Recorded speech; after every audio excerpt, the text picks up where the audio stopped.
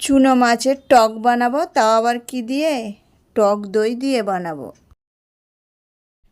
পেঁয়াজের কুচি, কাঁচা লঙ্কার কুচি, আদা রসুনের পেস্ট, লবণ দেবো, হলুদের গুঁড়ো দেবো, ধনে আর জিরে মিক্স করা আছে দেবো, তেল দেবো, হাতের সাহায্যে মাখিয়ে নেব।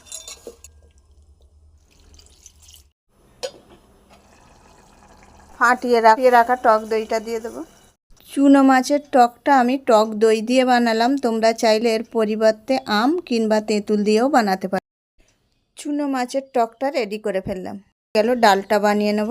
ডালটাকে আমি রাতেই ভিজিয়ে রেখেছিলাম।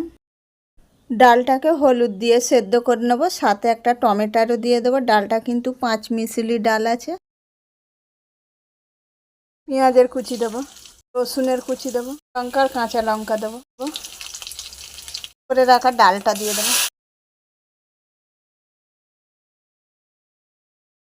ঘি দিয়ে ডালটা লাবিয়ে নেব। স্বাদ আসার জন্য চিনি দেবো।